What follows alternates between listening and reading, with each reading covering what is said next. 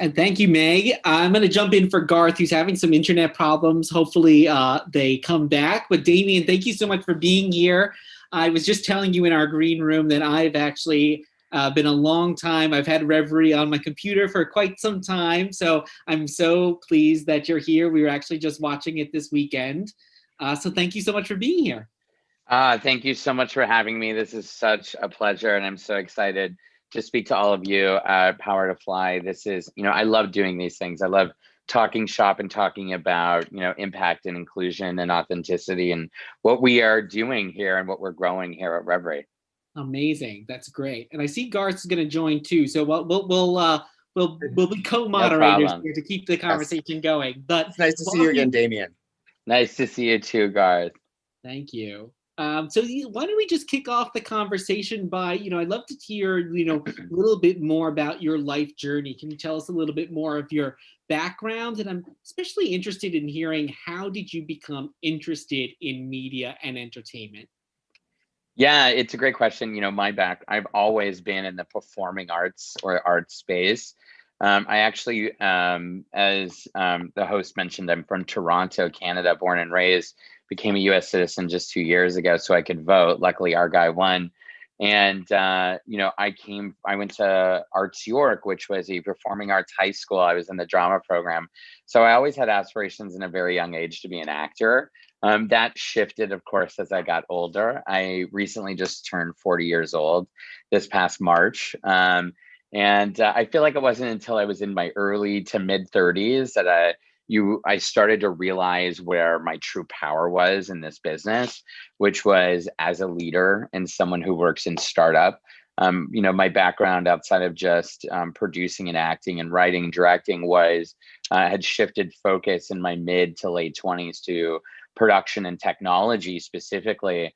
And I worked for multiple startups. One, YouTube. Actually, I was working for YouTube very early on, YouTube Space New York and YouTube Space Los Angeles, teaching live streaming to content creators. So there's always been this kind of like through line of either, from the content creation side all the way to the streaming and technology side. And then from there, I was picked up by a B2B, business to business kind of software as a service, as they call it, SaaS tech company called Make TV, where I ended up becoming first their, head of business development for North America, specifically the US was my territory. And then the company was based in Germany in Cologne, and someone got pregnant and there they get a full year of maternity leave. So they gave me the rest of the world, and I had the pleasure of working with and traveling to working with Al Jazeera and going to Dubai and going to Singapore for, the Broadcast Asia conference, just all over the world, working with international broadcasters and really starting to see how streaming would kind of take effect on a global scale. And then, cut to today, 2021, 5 years since we've been consumer facing as a company, as Revry, we are the market leaders and really the only one at this scale for our audience, I never use the word niche anymore, but segment interest or special interest audience. That's amazing. And Andrea, the speaker right before you, was talking about how deadly that word niche can be. Yeah, so totally. You're definitely in tune there. Garth, you want to take the next question? Yeah, actually, that's great. It was really interesting hearing about that. So now I am new to Revry. This is all new to me. And so I was looking into it this morning because I'm a drag queen and we tend to wait until the last possible second to do any kind of research. But I was looking at it. I'm really curious. Can you walk me through what kind of programming you offer? Tell me about some of your shows, what kind of different platforms. Especially, I was curious about the Revry News Network, just because news is so very prominent right now. Yeah, so Revry, just on its own as a service, has almost 1,500 hours of really great LGBTQIA movies, TV shows, digital series or web series, short films, music videos, news clips that are curated for our audience. Even just on the music side, there's over 120 queer indie music artists, which you can still find, there's stuff on YouTube and Vivo, but in a platform like Revry, it's obviously more curated in terms of the type of music and the artists that you're seeing, so that they have more of a voice. in an environment like Revry than they would somewhere else. Our content, we also have original content, some really great shows that you can find in our originals tab. And the app itself exists in a multitude of places. So we have our direct to consumer owned and operated apps, which we encourage everyone who's watching to download and watch. If you go to Revry, REVRY.tv, you'll be able to see, if you have an Apple TV, a Roku, an Android Fire device, or you can just go to the website, watch.revry.tv, or download it on your mobile device on iOS and Android, and you can just dive right in for free. There's no barrier to entry. You don't even have to sign up and give us your email if you don't want to. We just want to encourage folks to watch. And all of that great free content that's in front of the paywall is ad supported, or what we call ad video on demand content. So that's the ability where ads are underwriting the content, or at least the licensing of the content that you're watching, giving us obviously a greater scale of audience. And then, from there, we also have our linear broadcast channels, and those linear broadcast channels now, you can think of us more of like AMC or Viacom networks. We have a multitude of them. We have, English speaking movie and TV channels that are specific to USA, North America, or global feeds. We have Revry News, which is the first 24/7 LGBTQ news network we launched last May, which now has an original show, Culture Q, which they're shooting just down the hall. They shoot on Tuesdays, it releases on Thursdays. Culture Q is taken a life of its own now. It's such a great show, hosted by two fabulous hosts, Andy Lawani and Shira Lazar. And we also have the OML channel, which stands for One More Lesbian. It's a joint partnership with the world's largest lesbian YouTube channel. They had all this great content, and of course, we know the story there. YouTube was demonetizing LGBTQIA voices. And so we were able to kind of create this joint partnership with the folks who run that company and create the first ever lesbian, queer, female, women X live channel, which we had such amazing press at the announcement ironically enough, 5 days before the election last end of October, beginning of November. Associated Press, USA Today, some, just to name a few who kind of picked up that story. And then from there, we have some other, channels coming. I can't really say which.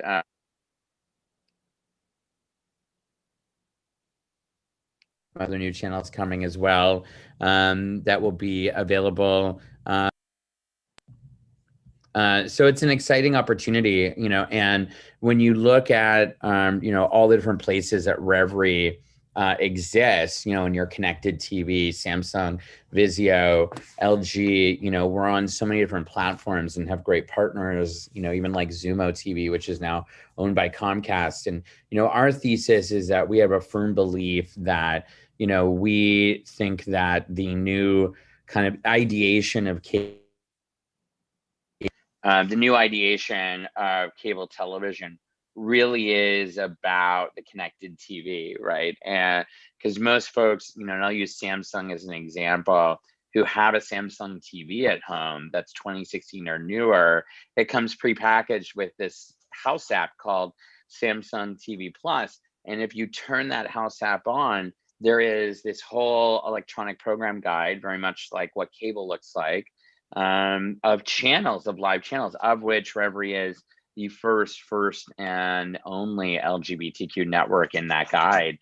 We're very proud of that, and that's how we've kind of started to really scale out our availability and our reach and our audience. And from an impact standpoint, be able to give this content away to folks, no matter your socioeconomic background, to be able to just engage with it for free. We do have a subscription product. We call that Revry Premium for $6.99 a month. That's like the super fan who will pay that price point, and, they'll get to turn off the ads and have access to a bigger library. But right now, our messaging is free queer TV 24/7. Awesome. And I love that. And just kind of speaking of that, when you go on your websites, unapologetically queer comes up right away, and a nice, lovely big video. You're wearing the shirt right now. So I'm just curious, what does that, there it is. I'm just curious, what does that phrase mean to you? Why did you just, land on that as kind of being a mission statement for the company? Yeah, I think, the biggest for us, we are four equal co-founders. We are Aaliyah J. Daniels, LaShawn McGee, and Christopher Rodriguez.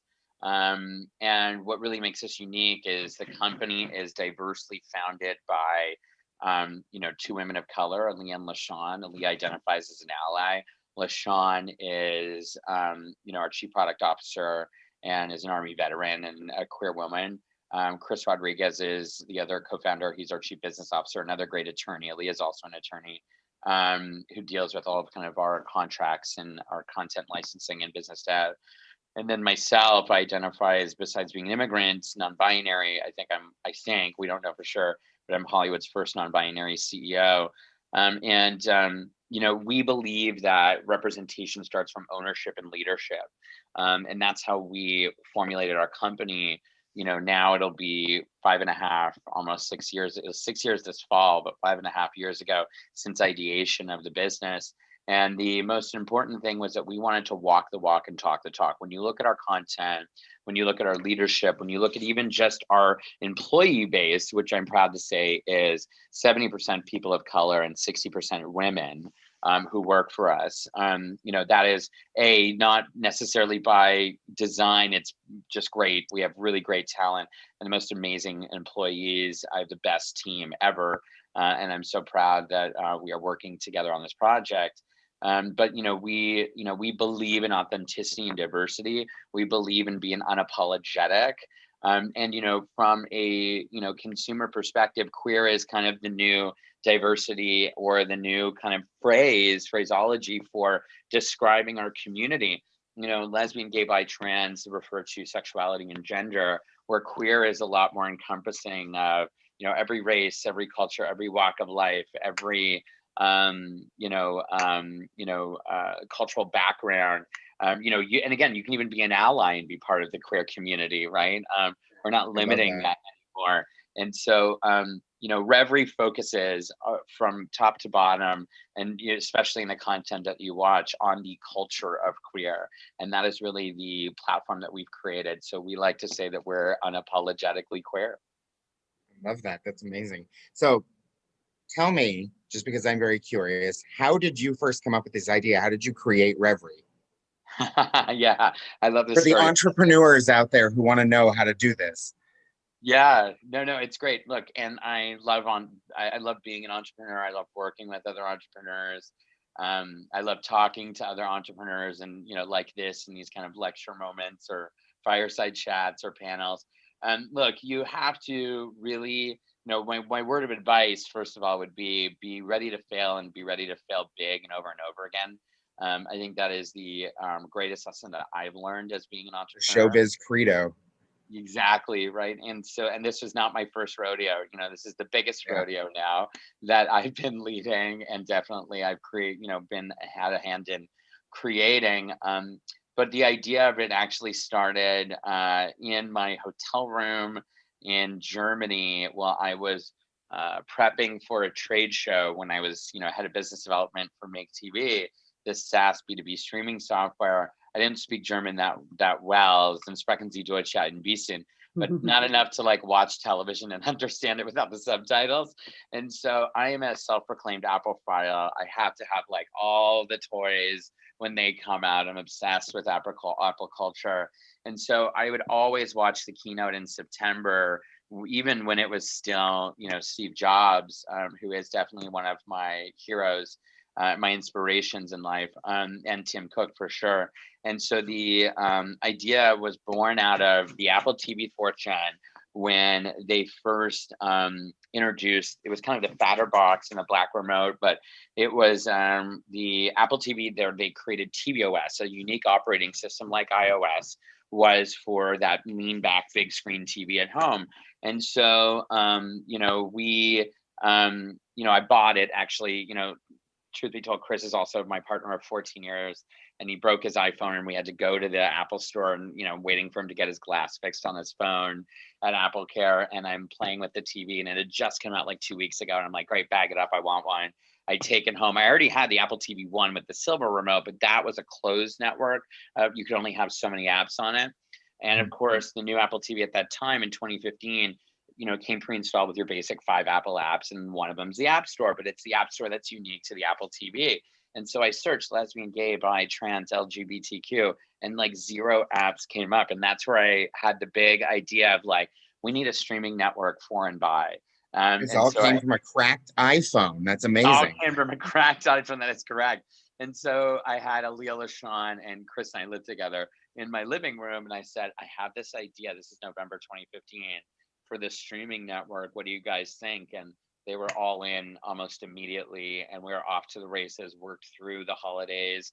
We found the developer, we went into beta March 2016, actually the day of my 35th birthday. The app gods launched us on Apple TV, and then Roku and Amazon Fire and Android TV came a little bit afterwards. And then we took a few months to kind of seed the app with content, licensing content, boring content, asking filmmakers to trust us to distribute that on our platform. And by the time we got to, we chose San Francisco Pride, June of 2016, to really start a commercial launch.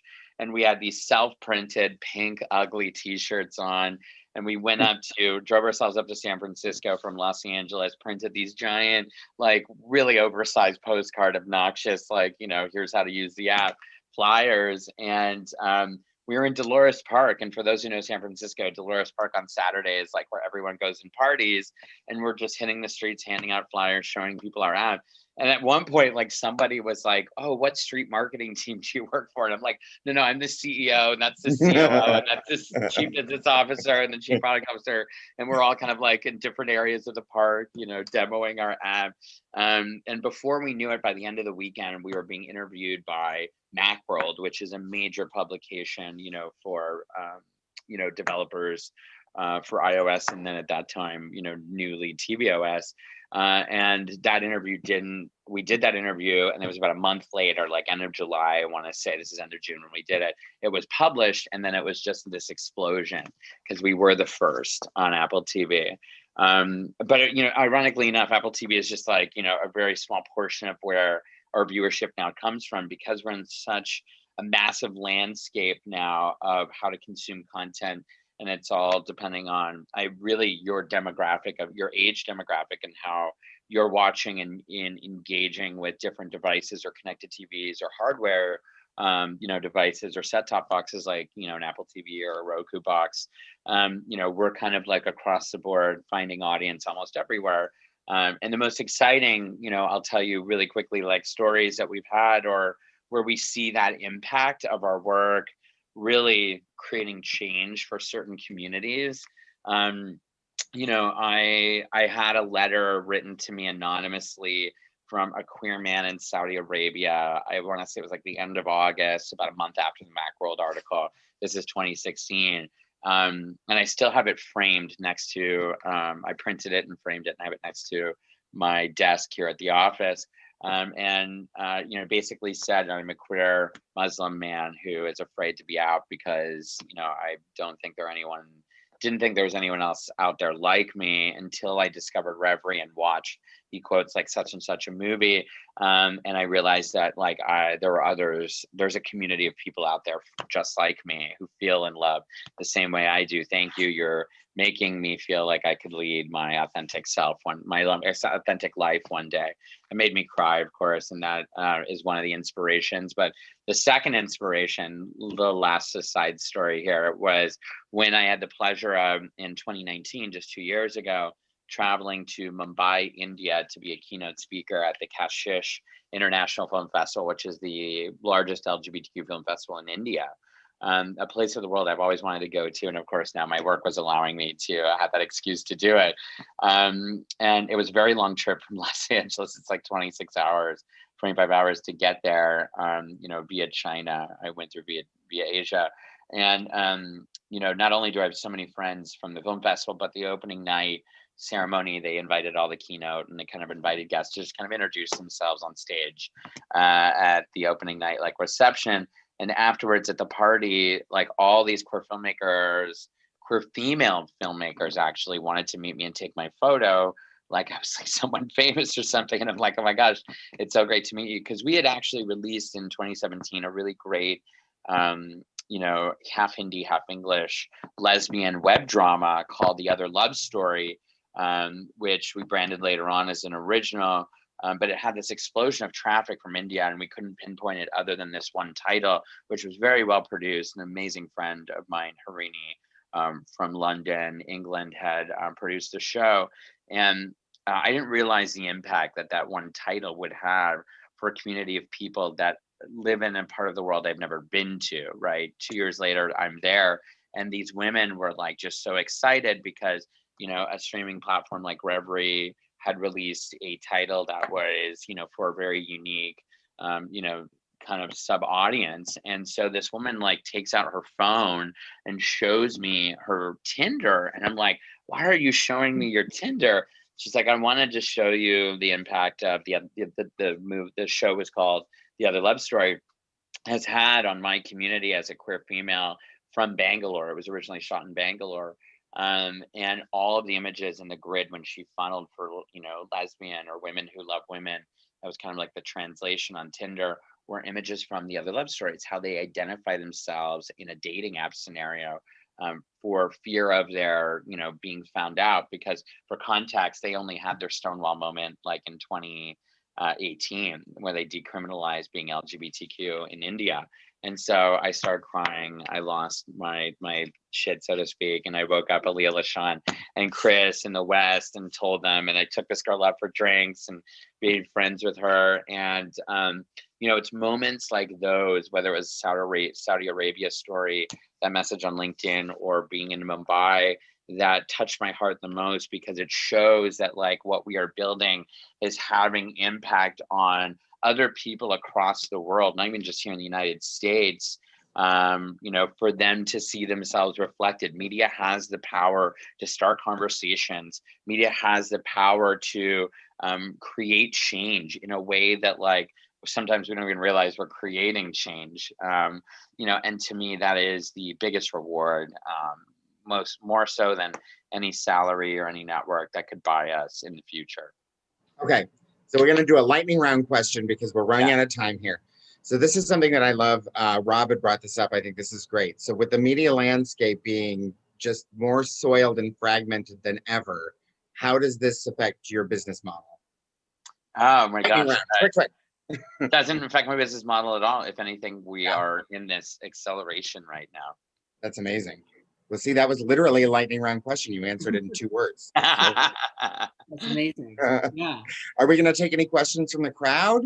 I think we're just about out of time, but Damian, I just wanted to say, how does it feel like you were this big Apple fan and now you're appearing probably on the same lists of like, prominent LGBTQIA CEOs as that's gotta feel good, right? Yeah, it's definitely, you have that imposter syndrome for a while where you're like, I don't believe this is happening. Am I qualified to be on this list with all these other people? But then you realize they're no different than you. You know what I mean? We all live the same lives, and to an extent, others a little bit more busier than others. I will say this past weekend, though, we've had McDonald's as our big sponsor for Pride, and I encourage folks to watch House of Pride on Revry. It's an amazing show. We just launched on Sunday, all underwritten by McDonald's. And I was in New York City this past Memorial Day weekend to see our billboard in Times Square at 1538 Broadway, right across from the Viacom and NASDAQ building. And the founders were actually on the billboard. So it was like, that was a very surreal moment to see yourself on the 3rd largest billboard in Times Square, McDonald's billboard, with your company. And 5 years ago, we were handing out flyers in Dolores Park. It's really an exciting moment. And look, at the end of the day, I'm just honored to be, associated with other folks, other leaders in our space. That's amazing. Well, Garth and I are both New York City based, so I'm sure we'll be seeing that billboard. Yeah. And we get the Times Square billboard analogy of how amazing that must feel. Yeah. It was pretty amazing. And you can see it on my social if you follow me, Damian, DAMIAN Media, MEDIA. You can see it on my posts. Yeah. Amazing. And as you said, we can find Revry pretty much on all the smart TVs, Apple TV, Roku, all those great platforms, correct? Revry.tv, and you can figure out which device to use and how to find us. I downloaded it on my Roku while we were talking. That's how easy it is. That's so great. It That's was how super easy easy. It took no time at all.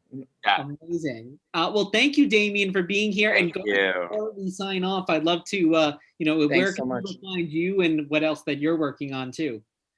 Yeah. Wait, would you say that? I'm sorry, I missed that. What'd you say? I just wanted to know where else can people find you and, keep up with what you're working on too. Oh, me? Yes. Specifically? Oh Yeah, God, sure. I'm not doing anything right now. Just getting by. I guess once the, things are opening up again and, hopefully we'll see you It's on like the stage and we'll see, in the fall, yeah. and we'll see Revry on our TVs. Absolutely. Thank you guys for having me. So nice to meet you, Damian. Nice to meet everybody. Take care. Have a happy Pride, everybody. Happy Thank you. Pride.